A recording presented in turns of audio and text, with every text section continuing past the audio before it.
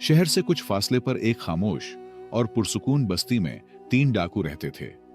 उनकी चालाकी ये थी कि वो आम लोगों की तरह नजर आते थे। सादा लिबास, नर्म लहजा और बज़ाहिर नेक सीरत इंसान। बस्ती के लोग उनको शरीफ और नेक समझते थे, यहां तक कि उनके अपने घर वाले भी उनके असल चेहरे से नावाकिफ थे।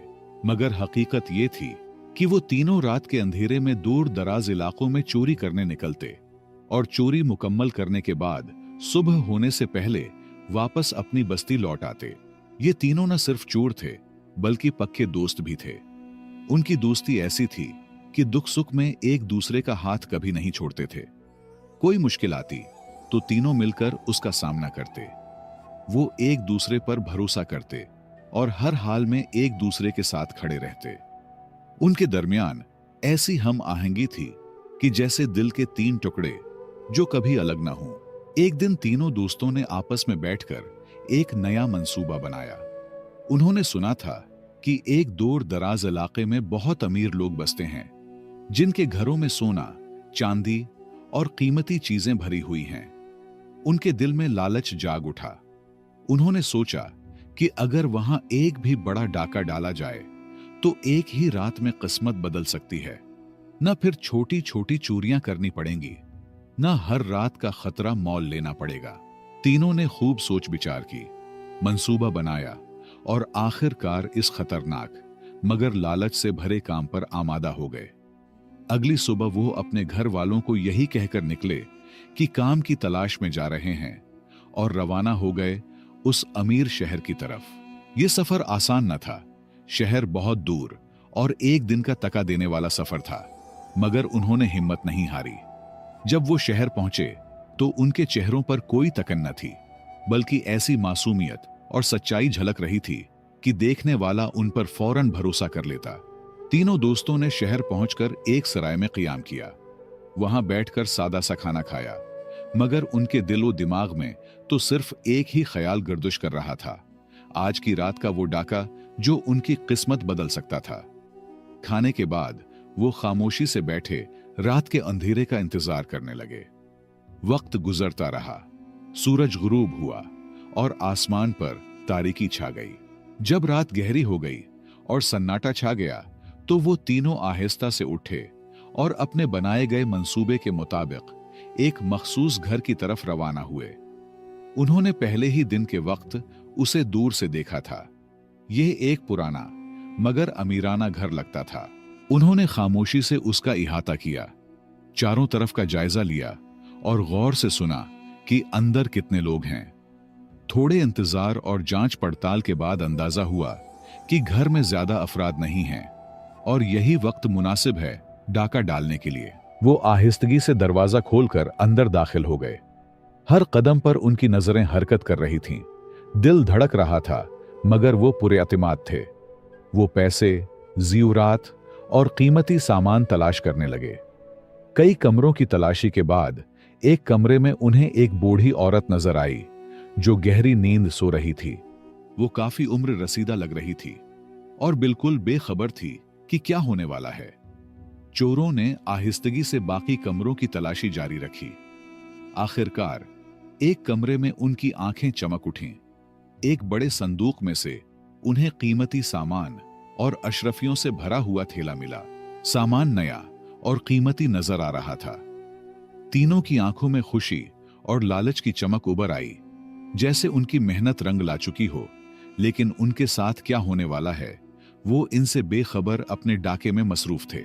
लिहाजा तीनों चोरों ने कोई वक्त जाये किए बगैर रात के अंधेरे में सारा कीमती सामान चुपके चुपके घर से बाहर निकाला। वो बहुत मुहतात थे ताकि किसी को खबर ना हो। उन्होंने सब अशरफियां, ज़ीवरात और कीमती चीजें अपने साथ लाए हुए घोड़ों पर बांध दी और अंधेरे में ही शहर को छोड़कर वापस अपनी बस्ती की तरफ रवाना हो गए। मगर अब एक नई मुश्किल उनके सामने आ खड़ी हुई। उनके पास इतना ज्यादा सामान और पैसा था कि उसे छिपाना मुश्किल हो रहा था। अगर वो यूं ही बस्ती में दाखिल होते तो हर कोई यही सवाल करता कि सिर्फ एक दिन में इतनी दौलत कहां से आ गई। उनकी चोरी का राज खुलने का खतरा बढ़ गया था और अब उन्हें समझ नहीं आ रहा था कि इस सारी दौलत को कहां और कैसे छुपाएं। तीनों चोरों ने बस्ती में दाखिल होने से पहले एक सुनसान और वीरान खंडर देखा जो बरसों से खाली पड़ा था। वहीं उन्होंने सारा कीमती सामान छुपा दिया। अशरफियों से भरा थैला उन्होंने अपने एक साथी के हवाले कर दिया और बाकी सामान खंडर के एक खुफिया गोशे में रख दिया ताकि कोई शक न करे। उसके बाद तीनों अलग होकर अपने घरों की तरफ रवाना हो गए। उनके चेहरों पर मायूसी और तकन के आसार थे, जैसे कोई काम न मिला हो और खाली हाथ वापस आए हो। घर वालों को यही बताया कि बहुत कोशिश की मगर कोई रोजगार नहीं मिला, इसलिए वापस लौट आए। एक दिन तो खामोशी से गुजर गया, मगर रात को जिस साथी के पास अशरफियों का थैला था उसने तजस्सुस से थैला खोला। जब उसने गिनना शुरू किया तो हैरान रह गया। थैले में पूरे 1000 अशरफियां थीं। यह बहुत बड़ी रकम थी। उसका दिल खुशी से भर गया।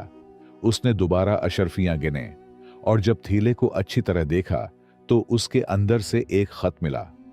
खत बहुत अजीब था। उसमें कुछ ऐसे अल्फाज और राज दर्ज थे जो न सिर्फ हैरान कुन थे बल्कि जिंदगी बदल देने वाले थे। यही खत आगे चलकर उस चोर को एक कामयाब ताजिर में बदलने वाला था। आगे बढ़ने से पहले आपसे एक छोटी सी दरख्वास्त है कि आप सब हमारे वीडियोस शौक से देखते हैं, इसके लिए शुक्रिया, मगर अक्सर दोस्त सब्सक्राइब करना भूल जाते हैं। तो बराहे करम चैनल को सब्सक्राइब करें और घंटी को जरूर दबाएं ताकि नई वीडियोस फौरन आप तक पहुंचें। इंशाअल्लाह हम जल्द इस्लामी वाक़ियात और कहानियों का चैनल शुरू करने वाले हैं। अगर आप इस्लामी वाक़ियात सुनना पसंद करते हैं तो कमेंट में अपना राय जरूर लिखें। आपका राय हमारे लिए बहुत अहम है। बहुत बहुत शुक्रिया।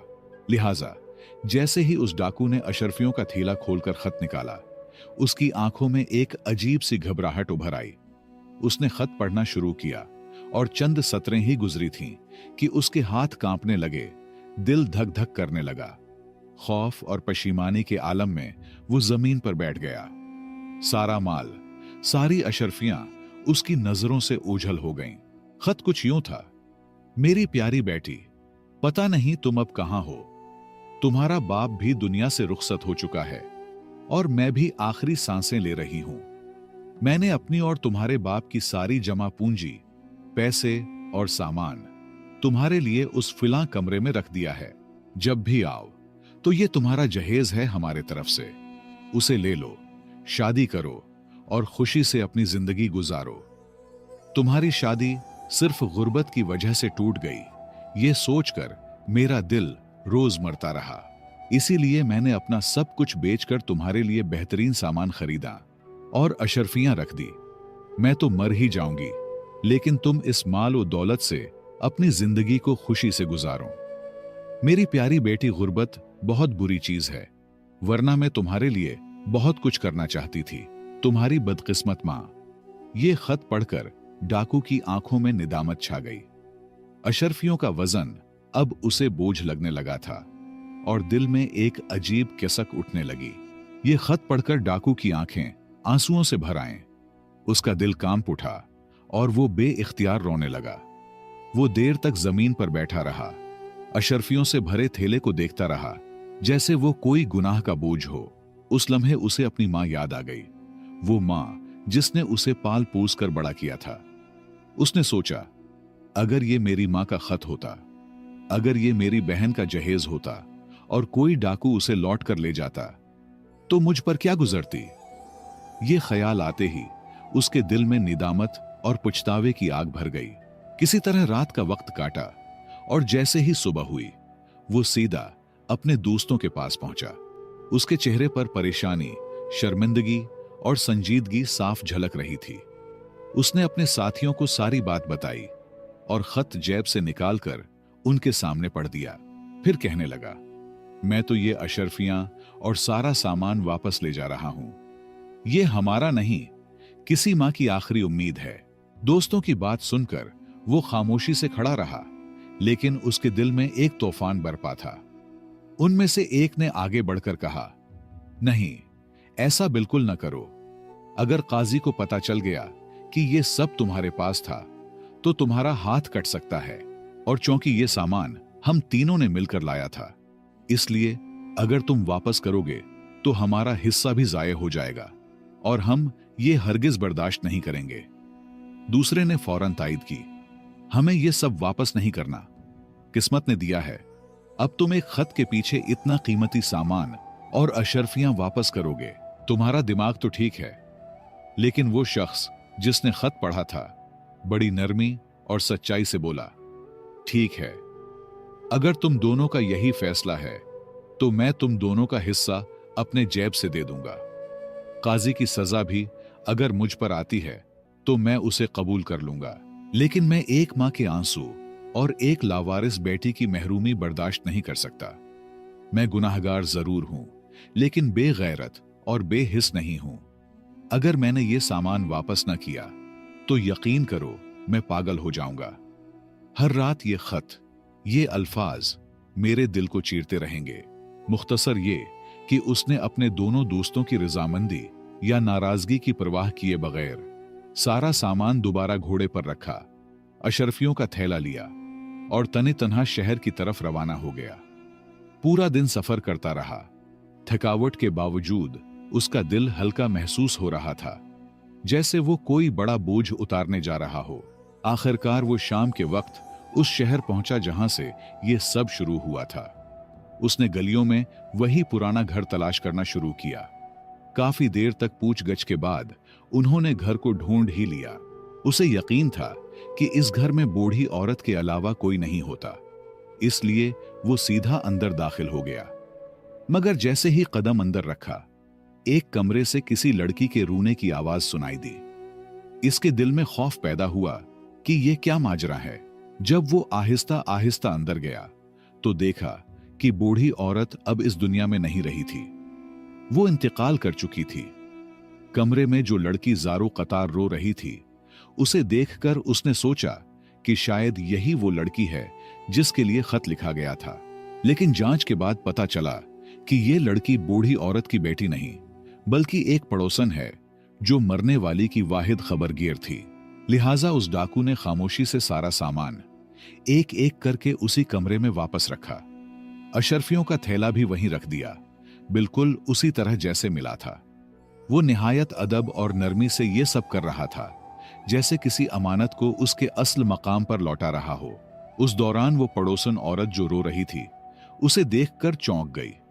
उसने हैरानी से पूछा, भाई साहब, आप कौन हैं?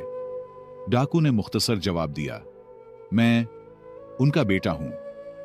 औरत ने शक भरी नजर से उसे देखा और कहा, लेकिन उनका तो कोई बेटा नहीं था।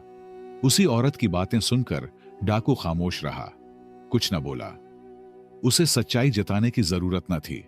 वो जानता था कि वो बेटा नहीं था, लेकिन अगर वो सच बोलता तो उसे काजी का सामना करना पड़ता था। मुख्तसर ये कि उसने खुद मोहल्ले के चंद लोगों को जमा किया, बूढ़ी औरत का जनाजा करवाया, कफन दफन का बंदोबस्त किया और फिर इसी खामोश घर में रुक गया, उस बेटी के इंतजार में जिसके लिए ये सब कुछ रखा गया था। ये सच था कि वो एक डाकू था, लेकिन उसका दिल, उसकी फितरत और उसके अंदर दौड़ता खून किसी शरीफ खानदान की तरबियत की निशानी था। क्योंकि सिर्फ जाहिरी शक्ल और सूरत से नहीं, इंसान का असल मकाम उसके अमल से तय होता है। जब इंसान इंसानियत को अपनाता है, रहम, खुलूस, सच्चाई और अदल को जिंदगी का हिस्सा बनाता है, तभी वो अशरफुल मखलूकात कहलाने के लायक बनता है। वरना अगर वो बुराई पर डटा रहे, जुल्म और खुद गर्जी में गिरा रहे, तो वो जानवरों से भी बदतर हो जाता है। लिहाजा वो डाकू उसी घर में रहने लगा, खामोश, सादा और खाम ख्यालों में डूबा रहता। उसे अब सिर्फ उस लड़की का इंतजार था जिसके लिए ये सब सामान और अमानत थी। वो रोज दरवाजे की तरफ देखता, मोहल्ले वालों से पूछता, लेकिन कोई खबर न मिलती। चंद ही दिन गुजरे थे कि एक दिन अचानक एक खूबसूरत, परेशान हाल लड़की घर में दाखिल हुई। जो ही उसने कमरे में अजनबी को बैठे देखा, चीखने लगी, तुम कौन हो? मेरी मां कहां है? और मेरे अब्बा? डाकू ने धीमे लहजे में जवाब दिया, मैं एक अजनबी हूं। तुम्हारी मां काफी बीमार थीं और चंद दिन पहले इंतकाल कर गईं। उससे पहले मुझे मालूम हुआ कि तुम्हारे वालिद भी फोत हो चुके हैं। यह सुनकर लड़की जैसे टूट गई। उसके आंसू रुकने का नाम ही नहीं ले रही थी। वो शिद्दत गम से चीख चीख कर रोने लगी। उसकी हालत देखकर डाकू का दिल भर आया, मगर उसने दिल मजबूत करके उसे तसल्ली दी और कहा, मौत एक हकीकत है, हर किसी को आनी है। जब इंसान बूढ़ा हो जाता है तो दुनिया से रुखसत ही उसका मुकद्दर बनती है। लेकिन मुझे तुम पर गुस्सा आ रहा है, तुमने उन्हें इस हाल में क्यों छोड़ा? लड़की खामोशी से डाकू की बातें सुनती रही। उसकी बातों में गुस्सा जरूर था, लेकिन उस गुस्से में इंसानियत और सच्चाई थी। उसने उस अजनबी की आंखों में झांका। उसे पहली बार किसी गैर में अपना सा कोई दुख, अपनायत और दर्द महसूस हुआ। लड़की ने निहायत नर्म लहजे में, झुकी नजरें और लरजती आवाज के साथ कहा, भाई साहब, मैं दरअसल अपनी मां बाप की मर्जी से 1 साल पहले फूफी के घर दूसरे शहर गई थी। उस वक्त मेरे वालिद बिल्कुल ठीक थे, शायद उनका अचानक इंतकाल हुआ हो, लेकिन चौंकी कोई राब्ता ना हुआ, इसलिए मुझे उनकी वफात की खबर भी न मिली। डाकू खामोशी से सुनता रहा, फिर गहरी सांस ली और सच्चाई का बोझ उतारने के लिए सब कुछ साफ साफ बता दिया। मैं मानता हूं कि मैं एक डाकू हूं। मैंने तुम्हारे घर की हुर्मत को तोड़ा। अगर चाहे तो मुझे सजा भी दे सकती हो और मुझे मुआफ भी कर सकती हो।